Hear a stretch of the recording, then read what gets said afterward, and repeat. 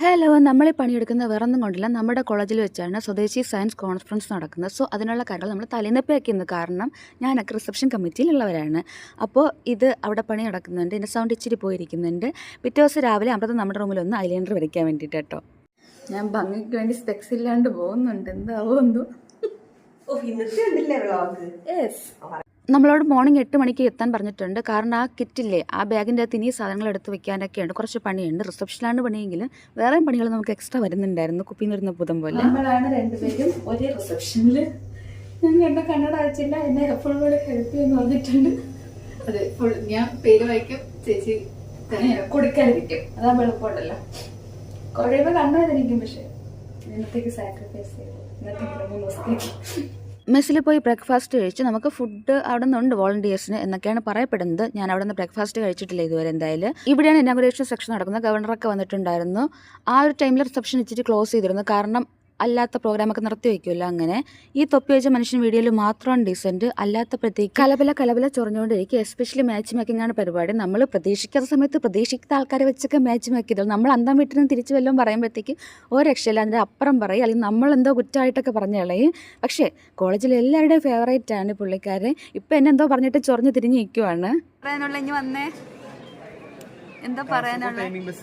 താങ്കൾ ഇതല്ലല്ലോ കുറച്ച് മുന്നേ പറഞ്ഞേ. എന്തോ പറയുന്നുണ്ടായിരുന്നു. എന്തോ പറയുന്നുണ്ടായിരുന്നു. പക്ഷെ കെമിസ്ട്രി പഠിച്ചില്ല. ഈ ഫസ്റ്റ് കാണുന്ന രണ്ടുപേരും നമ്മുടെ PhD സ്കോളേഴ്സാണ്. അതിൽ ശൈലേഷിനെ ഞാൻ മുമ്പ് കാണിച്ചിട്ടുണ്ടെന്ന് തോന്നുന്നു. ഞാൻ പുറത്ത് വെച്ച് പരിചയപ്പെട്ടു. സോ ഞാൻ പേര് ഞാൻ പറയല്. ബാക്കിയുള്ളതൊക്കെ ഞാൻ മാം സാറെന്നൊക്കെ പറഞ്ഞാൽ ശൈലേഷിന് അങ്ങനെ വിളിക്കാൻ എനിക്ക് തോന്നുന്നില്ല. കാരണം ഞാൻ കോളേജിന് പുറത്ത് വെച്ച് പരിചയപ്പെട്ടുണ്ട്. ആ ഫ്രണ്ട്ലി വൈബായി. അതുകൊണ്ട് ഞാൻ ക്ലാസ്സിൽ വരുമ്പോൾ മാത്രം സാറെന്ന് വിളിക്കും. എല്ലാത്തപ്പം പേര് പറഞ്ഞ് വിളിക്കും. ഇടയ്ക്ക് പറയും എന്നെ ഒന്ന് റെസ്പെക്ട് ചെയ്യണമെന്നൊക്കെ പറയുമ്പോൾ ഞാൻ ആക്കിയിട്ട് പോകും. ഈ സമയത്ത് ഇനാഗുറേഷൻ നടക്കുന്നുണ്ട്. അകത്ത് പ്രോഗ്രാം അല്ലേ. അപ്പോൾ ഇവിടുത്തെ റിസപ്ഷൻ നടത്തി വെച്ചേക്കുമായിരുന്നു. സോ ഞാൻ പണിയെടുക്കുന്നതായിട്ട് ആക്ട് ചെയ്യുന്ന ഷൂട്ട് ചെയ്യാൻ വേണ്ടി പറഞ്ഞ ഒരുത്തനോട് പണിയെടുക്കുന്നത് തോന്നിപ്പിക്കാൻ വേണ്ടി ചുമ്മാ ഇരിക്കുന്ന ലിഡിയ. ഈ ഓഡിയോ കട്ട് ചെയ്യാൻ പാടില്ല. ഞാൻ അതിൻ്റെ അടി കമൻറ്റ് ചെയ്യും. ഇത്രയും കൂപ്പൺ കൂടി കൊടുത്താൽ പണി കഴിഞ്ഞു എന്നൊക്കെയായിരുന്നു എൻ്റെ ധാരണ. പക്ഷേ അല്ല, വേറെ ഇഷ്ടംപോലെ പണി വരുന്നുണ്ടായിരുന്നു. അപ്പോൾ ഇത് ഈ കാണുന്ന മനുഷ്യനിൽ പബ്ലിക് ഹെൽത്തിൽ PhD ചെയ്യുകയാണ്.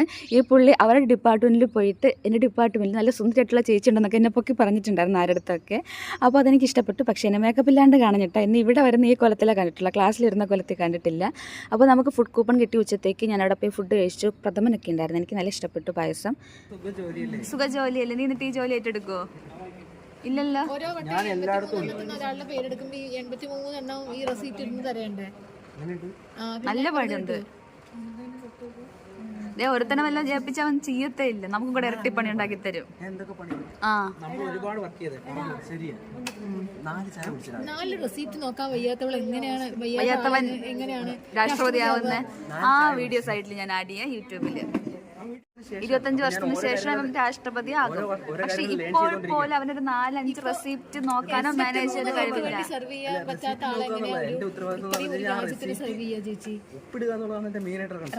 നോക്കാണ്ട് ഒപ്പിട്ട നല്ല പണി കിട്ടും. ഇതിന് ആൾക്കാർ തലക്കിട്ട് അടി കൊടുക്കുമ്പോഴത്തേക്ക് അതിനെ നോക്കാനാണ് ഡോക്ടറായിട്ട് ഞാൻ വർക്ക് ചെയ്യുന്നത്.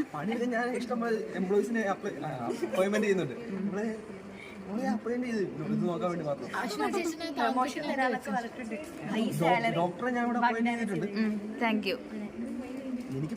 എനിക്ക് ബേസിക് 5 ലക്ഷമാണ്. ഈവനിങ് ആയപ്പോഴത്തേക്ക് പണിയൊക്കെ ഒന്ന് കുറഞ്ഞിട്ടുണ്ടായിരുന്നു. തിരക്കൊക്കെ കഴിഞ്ഞു. അപ്പോൾ ഈ ഒരു ടൈമിലാണ് നമ്മൾ അങ്ങോട്ടും ഇങ്ങോട്ടും പലരുമായിട്ട് ഇൻട്രാക്ട് ചെയ്യുന്നത്. കാരണം ഞാൻ എൻ്റെ ഡിപ്പാർട്ട്മെൻറ്റിൽ അടയിരിക്കുവാണല്ലോ, അങ്ങനെ അധികാരമായിട്ടും മിണ്ടത്തില്ല. സോ ഈ ഒരു ടൈമിൽ നമ്മൾ അങ്ങോട്ടും ഇങ്ങോട്ടും പുതിയ ആൾക്കാരെ കണ്ട് പരിചയപ്പെടുകയൊക്കെ ചെയ്യും. ഈവനിങ് ചായയും ബിസ്ക്കറ്റും ആയിരുന്നു. ഞാനിപ്പോൾ ബിസ്ക്കറ്റ് ചായയിൽ ഒബ്വിയസ്ലി മുക്കി കഴിക്കുമല്ലോ. സൈനിങ് ഓഫ് ഫസ്റ്റ് ഡേ എന്നൊരു ട്രെൻഡ് കാണിക്കുന്നത്. അപ്പോൾ ശരി, ബൈ ബൈ, നാളെ കാണാം. ഈവനിങ് ആയപ്പോഴത്തേക്കും തിരിച്ചു പോകുന്നില്ല. അവിടെ നിന്ന് പിന്നെയും പോയിട്ട് ഫുഡൊക്കെ കഴിച്ചിട്ട് ചായ ബലാരോ എന്തൊക്കെ ഐസ്ക്രീം എന്തൊക്കെ കഴിച്ചിട്ടാണ് ഞാൻ പിന്നെ തിരിച്ചു വരുന്നത്. ഇതായിരുന്നു പ്രോഗ്രാം. ലക്ഷ്മി ലക്ഷ്മി വളരെ നല്ല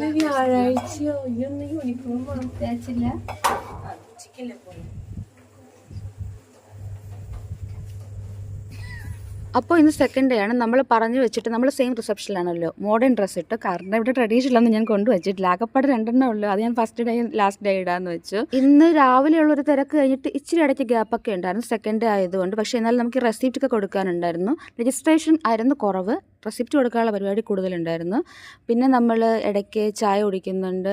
കാരണം അവിടെ നിന്ന് നല്ലോണം വിശക്ക്, നല്ലോണം ക്ഷണിക്കും. വരെയൊക്കെ സ്പെക്സ് വെച്ച് വന്നത് കണ്ടു. കാരണം തലേന്ന് നല്ല കണ്ണുവേദന ഉണ്ടായിരുന്നു. കാരണം എനിക്ക് ലോങ് സൈറ്റ് ആണല്ലോ. അപ്പോൾ എനിക്ക് കുഞ്ഞു കുഞ്ഞു കാര്യങ്ങൾ, പിന്നെ സൂക്ഷിച്ച് നോക്കേണ്ട കാര്യങ്ങളൊക്കെ നോക്കുമ്പോഴത്തേക്ക് സ്ട്രെയിൻ തുടങ്ങും കണ്ണ്. പിന്നെ തലവേദനയും കണ്ണുവേദനയൊക്കെ, ആദ്യം കണ്ണുവേദന പിന്നെ തലവേദന തുടങ്ങും. അപ്പോൾ ഫസ്റ്റ് ഡേ നമുക്ക് പേരൊന്നും ഫെമിലിയർ അല്ലാത്തതുകൊണ്ടാണ് ബുദ്ധിമുട്ട്. പിന്നെ നമുക്ക് വേഗമായിട്ട് നോക്കുമ്പോൾ തന്നെ ഒന്ന് കിട്ടും ഇന്ന ആളുടെ സാധനങ്ങളാണെന്നൊക്കെ. പിന്നെ എനിക്ക് അതുകൊണ്ട് ഫൈനൽ ഡേ വലിയ പ്രശ്നം ഉണ്ടായില്ല, സ്പെക്സ് ഇല്ലാണ്ട് പോയിട്ടും.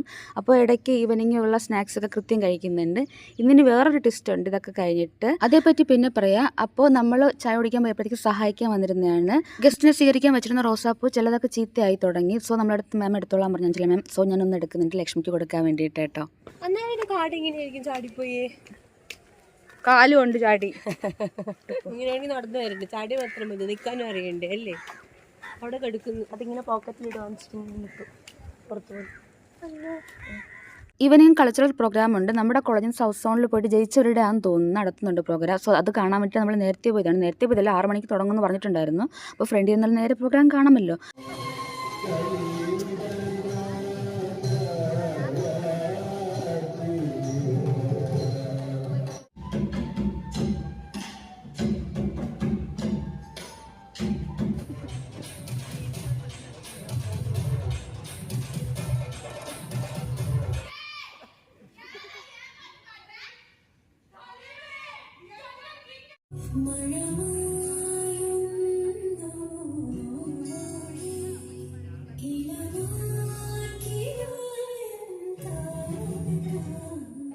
ഞാനിത് ഒറ്റയ്ക്ക് മേക്കപ്പ് ചെയ്താണ്, ആദ്യമായിട്ടാണ് ഒറ്റയ്ക്ക് ചെയ്യുന്നത്.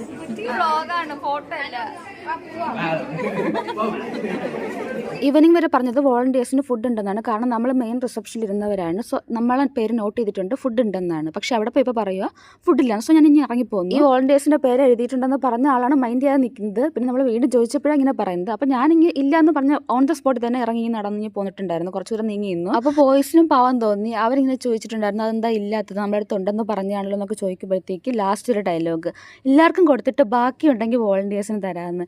എനിക്കത് കേട്ടപ്പോഴത്തേക്ക് നല്ല ഇൻസൾട്ടായിട്ട് ഫീൽ ചെയ്തു. അതെൻ്റെ പേഴ്സണൽ പെർസ്പെക്റ്റീവ് ആണ്, എല്ലാവർക്കും അങ്ങനെ ആവണമെന്നില്ല. പിന്നെ ചിലരും പറഞ്ഞിട്ടുണ്ടായിരുന്നു അവർക്ക് ഇൻസൾട്ടായിട്ട് ഫീൽ ചെയ്തു. എന്തായാലും എനിക്കതോടെ മൂഡ് ഒരുമാതിരിയായിപ്പോയി, നല്ല ഇറിറ്റേഷനായി. ബട്ട് എനിക്ക് തിരിച്ചു പറയാൻ പറ്റിയ പ്ലാറ്റ്ഫോമും ഇല്ല. ഞാൻ പാതിരാത്രി 10 മണിക്ക് പോയിട്ട് ഷാർജ കുടിക്കുകയാണ് മൂഡ് ശരിയാക്കാനായിട്ട്. തണുപ്പത്തതും ഇത് നെക്സ്റ്റ് ഡേ ആണ്. ചവയ്ക്കുന്ന വേറെ ഒന്നുമല്ല, ഗ്രാമ്പുവാണ് എൻ്റെ മൗത്ത് ഫ്രഷ്നർ. അപ്പോൾ ഇവിടെ നിന്ന് പിന്നെ റെഡി ആയിട്ട് നമ്മൾ മെസ്സിൽ നിന്ന് ഫുഡ് കഴിച്ചിട്ട് പോകുന്നുണ്ട്. ഇത് നമ്മുടെ PhD സ്കൂളാണ്, ഇത് ഈ കാണുന്നത്.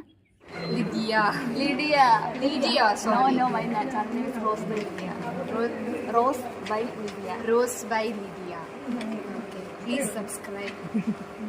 ഇനി കൺക്ലൂഷൻ പ്രോഗ്രാമാണ്. ഈ പ്രോഗ്രാമൊക്കെ കഴിഞ്ഞല്ലോ അങ്ങനെ. അപ്പോൾ ഈ ഒരു ടൈമിൽ നമ്മൾ പിറകിൽ പോയി ഇരിക്കുന്നുണ്ട്. പക്ഷെ നമ്മളോട് പറഞ്ഞു ഫ്രണ്ടിൽ പോയിരുന്നിട്ട് പിന്നെ അവസാനം ഗസ്റ്റിന് പൂ കൊടുക്കാനൊക്കെ കിട്ടി. ഇവിടെ കുറേ നേരമായിട്ട് ഇങ്ങനെ ഇരിക്കുന്നുണ്ടായിരുന്നു, വിശന്ന് പൊരിഞ്ഞിട്ടുണ്ടായിരുന്നു. ഉച്ച സമയമായിരുന്നു, 2:30 എന്തോ ആയി ഈ പ്രോഗ്രാം നടന്ന് കഴിയാനെന്ന് തോന്നുന്നു. എനിക്ക് നല്ല വിശപ്പുണ്ടായിരുന്നു. പിന്നെ നമ്മുടെ VC ഇതാണ് കേട്ടോ. ദെൻ ഈ പേപ്പർ പ്രസൻറ്റ് ചെയ്തവർക്ക് പ്രൈസൊക്കെ കൊടുക്കുന്നുണ്ടായിരുന്നു. അതൊക്കെ കഴിഞ്ഞ ശേഷമാണ് പ്രോഗ്രാം കഴിഞ്ഞത്. എന്തൊക്കെയായാലും ഫൈനലി വിശന്ന് പൊരിഞ്ഞിരുന്നോട് ഞാൻ പിന്നെ ആരും നോക്കിയില്ല. എൻ്റെ തൊട്ടടുത്തിരിക്കുന്ന ആളെ മാത്രമേ പിന്നെ നോക്കത്തുള്ളൂ. വിശന്നാൽ ഓടിപ്പോയിട്ട് ഫുഡ് കഴിച്ച് ഹോസ്റ്റലിൽ വരാൻ നിന്നപ്പോഴത്തേക്ക് അശ്വിൻ പറഞ്ഞ് ഫോട്ടോ എടുത്ത് തരാമെന്ന്. അങ്ങനെ നമ്മൾ പിന്നെ അവിടെ പോയി ഇരിപ്പുണ്ടായിരുന്നു കുറ്റിയടിച്ച്. കാരണം നമ്മൾ വല്ലപ്പോഴേ ഒരുങ്ങത്തുള്ളൂ, അല്ലെങ്കിൽ നമ്മൾ ഒരുങ്ങത്തില്ല, പിന്നെ ഒരുങ്ങാൻ തോന്നാറുമില്ല. നോർമലി കോളേജിൽ പോകുന്നതാണല്ലോ, പിന്നെ സെറ്റാകും നമ്മൾ യോഗ ചെയ്യുമ്പോഴത്തേക്ക്. പിന്നെ അങ്ങനെ ഒരുങ്ങാനായിട്ട് എനിക്ക് തോന്നാറില്ല അധികമായിട്ട്, എന്താണെന്നറിയില്ല. എനിക്ക് എൻ്റെ കുൽഫിയുടെ പാക്കറ്റ് പൊട്ടിക്കാൻ കഴിവില്ലാത്തതുകൊണ്ട് അശ്വിൻ പൊട്ടിച്ചിരുന്നതാണ്. അപ്പോൾ അതൊക്കെ കഴിച്ചിട്ട് ഈവനിങ് നമ്മൾ വന്നപ്പോഴത്തേക്ക് സാരിക്കൊക്കെ ഒരു ഡൗട്ട്. ആ ലൈബ്രറിയുടെ മുമ്പിലിരിക്കുന്ന സ്റ്റാച്ചുവിലെ ഏണിക്ക് പൊക്കം കുറവ്. അപ്പോൾ നോക്കിയപ്പോഴത്തേക്കും വേറെ പൊക്കമുള്ള ഏണി ഉണ്ടായിരുന്നു. പക്ഷേ അതിൻ്റെ ലോജിക്ക് അവൾ അന്വേഷിക്കുമായിരുന്നു, പൊക്കമില്ലാത്ത ഏണി വെച്ചതിൻ്റെ. അപ്പോൾ പലരും പല ലോജിക്കൊക്കെ പറഞ്ഞു. അതിൽ അശ്വിൻ്റെ ലോജിക്ക് നല്ലതായിരുന്നു. എന്തായാലും 3 ദിവസം നല്ലായിരുന്നു. ഞാനിതിൻ്റെ അകത്ത് ചേരാൻ നിന്നില്ല, പിന്നെ ചില സാങ്കേതിക കാരണങ്ങളാൽ ചേർന്നതാണ്. എന്തായാലും ഡിസപ്പോയിൻറ്റഡ് ആയില്ല. അപ്പോൾ ടാറ്റ ബൈ ബൈ.